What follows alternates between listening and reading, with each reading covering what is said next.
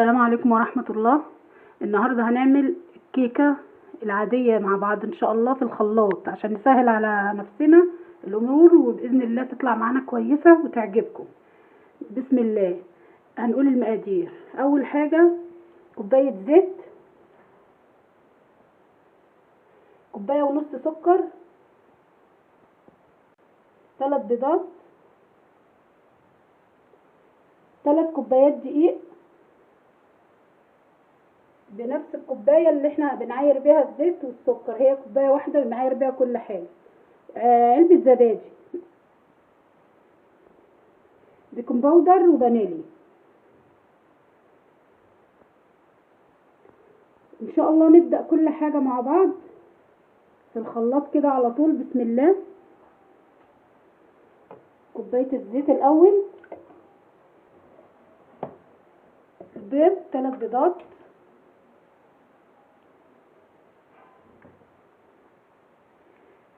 علبة الزبادي،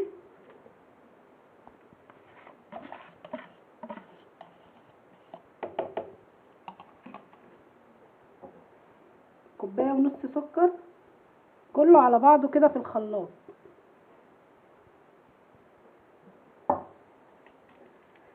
الفانيليا، البيكنج باودر بقى اللي هنخليه مع الدقيق في الاخر، مش هنحط حاجة تاني كده في الخلاط. بسم الله.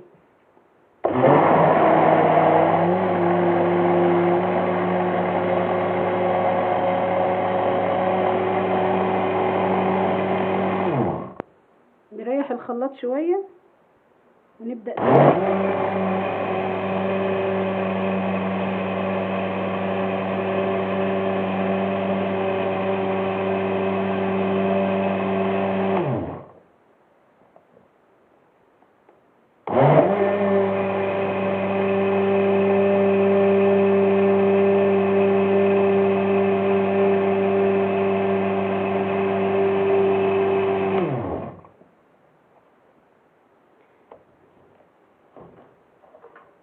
نوسع لنفسنا كده شوية. معلش المطبخ عندي ضيق. احنا خلاص ضربناها كده في الخلاط، هنفضيها بقى طبق البلاستيك او الازاز.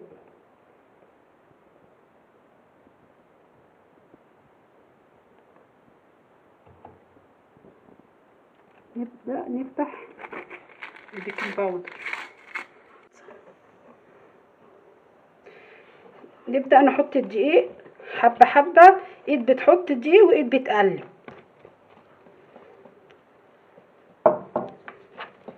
ممكن نخلي معلقتين دقيق كده على جنب ما نحتاجهمش حسب ما العجينة هتبقى في ايدي.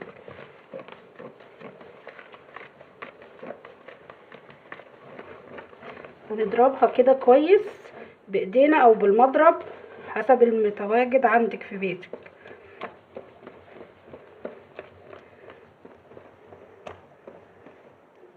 اهي يعني احنا شلنا بالظبط معلقه كبيره،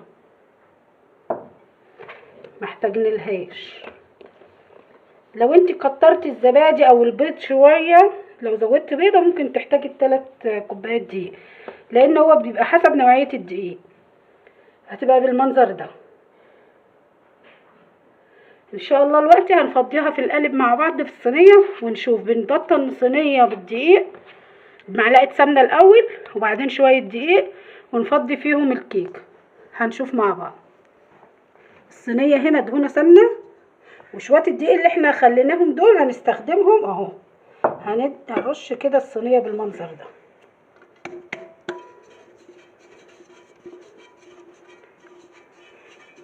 مدهونه سمنه حطينا عليها، بدرناها بالدقيق.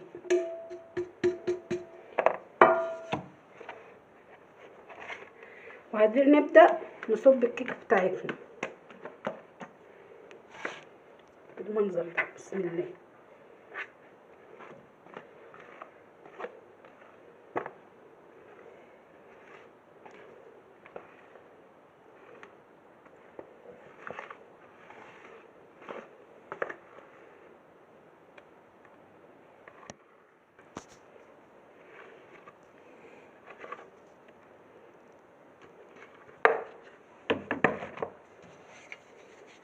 نهزها كويس.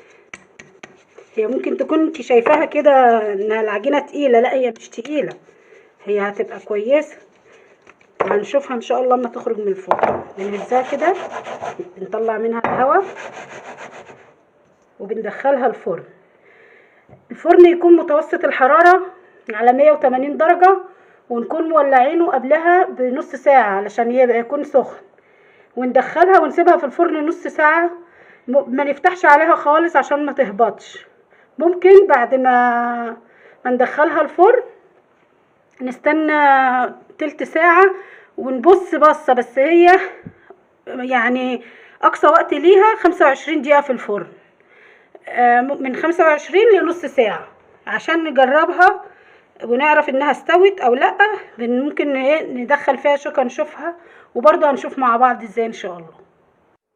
دلوقتي هنشوف الصينية اللي في الفرن بتاعت الكيكة اخبارها ايه. بسم الله ما شاء الله ما شاء الله ما شاء الله. اهي يا جماعة هنشوفها استوت ولا لا. بسم الله. هنحط فيها الشوكة بالطريقة دي اهي. الشوكة طلعت نظيفة. لو الشوكة طلعت فيها عجين نوطي البوتاجاز ونسيبها في البوتاجاز شوية. ديت عملتها بنفس الطريقة اللي احنا شفناها دلوقتي في الخلاط، بس يا دوبك زودت عليها معلقتين كاكاو خام علشان تدينا اللون البني، وهنحطها برضو في الفرن تستوي، وهوريها لكم بعد ما تستوي بنفس الطريقة اللي احنا عملناها قدامكم حالا. واهو دخلناها الفرن، ولما تستوي هوريها لكم برضو. دلوقتي هنشوف اللي في الفرن اللي هي الصينية البني. هي مش صينية، هي قالب صغير.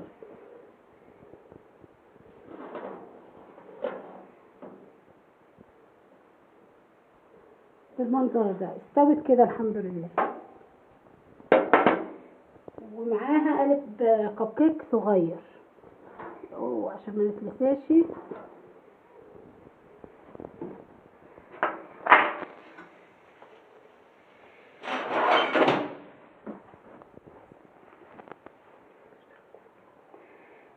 دي الكيكه بعد ما استوت وبردت. هنبدأ نزوقها دلوقتي بالزواق عشان نفرح بيها الأطفال. ولو عندك أي مناسبة ممكن تنفعك في عيد ميلاد أو أي مناسبة ضيوف جايالك.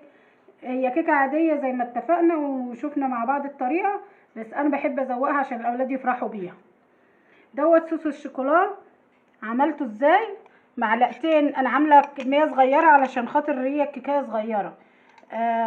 معلقتين لبن كبار، معلقتين كاكاو كبار قلبتهم فيهم، ومكعب زبدة، وحطيتها على النار 5 دقايق او 3 دقايق. او اللبن يكون سخن، مش مهم تحطيها على النار. يعني لو حطيتي اللبن سخن قلبي فيه معلقتين كاكاو، وحطي مكعب زبدة صغير فيهم وخلاص. ما عندكيش زبدة يبقى معلقة سمنة صغيرة بالمعلقة بتاعت الشاي دي. انا اهو انا عامله كميه صغيره عشان الكيكايه صغيره. ونسقي كده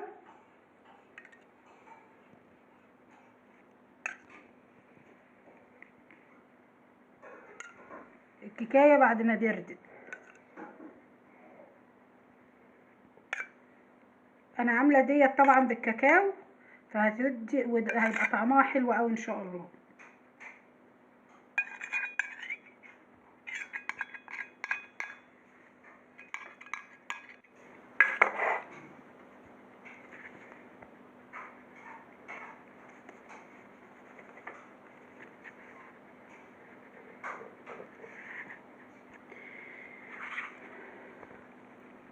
ممكن نجيب الفرنسيل اللي هو الشوكولاته المحببه دي، تتباع في اي محل بتاع حلويات، وبنكب عليها بالطريقه دي.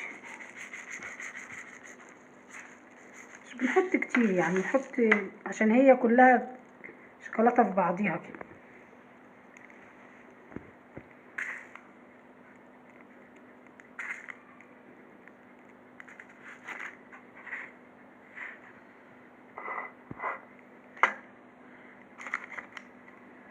ممكن نحط لها اي حاجة تديها لون او منظر.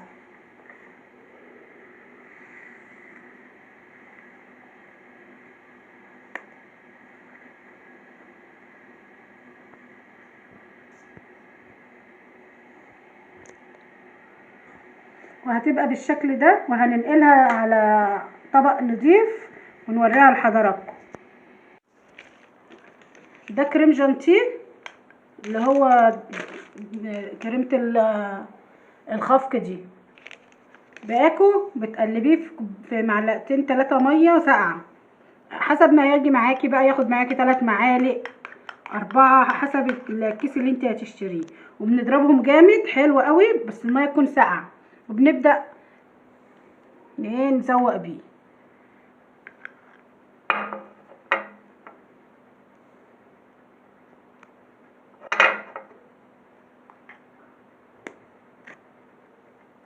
هو ممكن يكون جامد كده عشان كان في التلاجة في ساقع.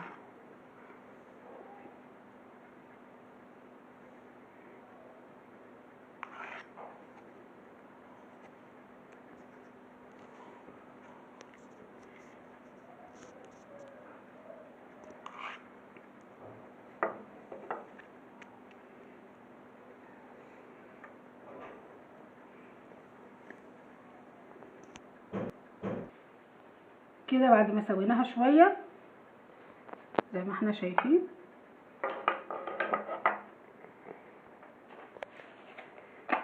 هنجيب برضو الشوكولاته ونبدا نرش.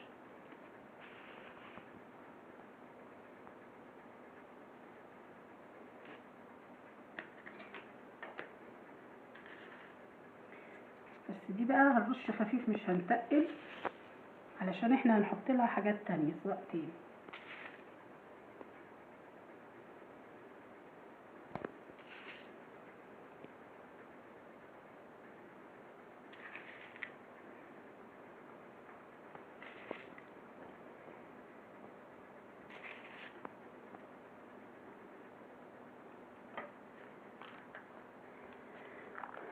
دي حلويات بتاعت الاطفال انا جبتها وهبدأ ازوق بيها.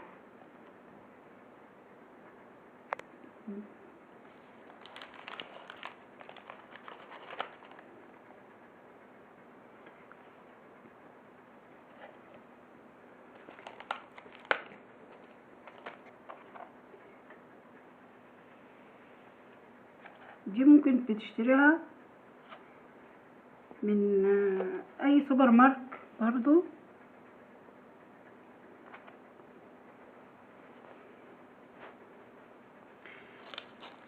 دي بقى الفراولة ديت اللي هي بتبقى في الحلويات بتاعة المولد، انا خدتها واستغلتها هنا. هي مش فراولة طبيعية، هي فراولة حلويات برضو.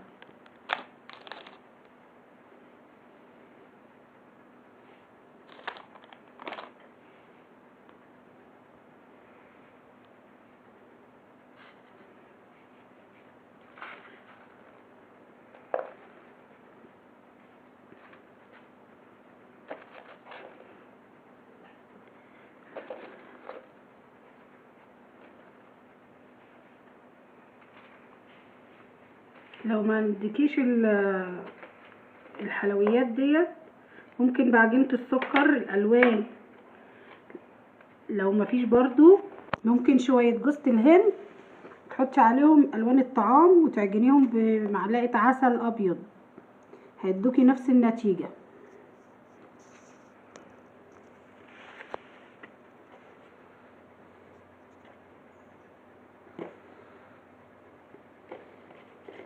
اي حاجة متوفرة عندك في البيت ممكن تعملي بيها.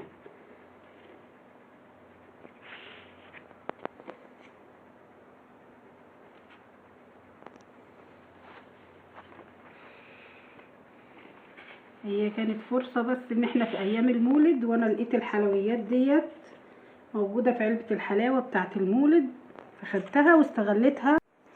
ديت كده بعد ما زوقتها وخلصت الزواق بتاعها، ايه رأيكم كده؟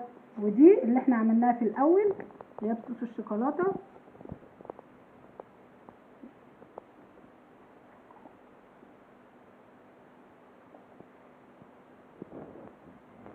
هنا دولت الاتنين الصغيرين اللي هي الكب كيك، جبت شوية وحطيتهم في قرطاس وبنزوقهم بالطريقة دي. اي شكل حضرتك تعمليه.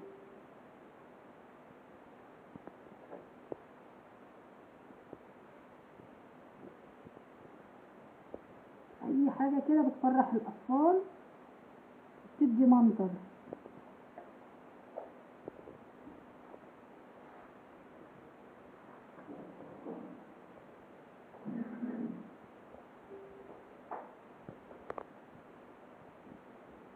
وبكده نكون خلصنا معاكم الكيكة اللي عملناها من الاول مع بعض لحد ما ذوقناها مع بعض. ولو عجبتكم ادعمونا بلايك واشتراك للقناة.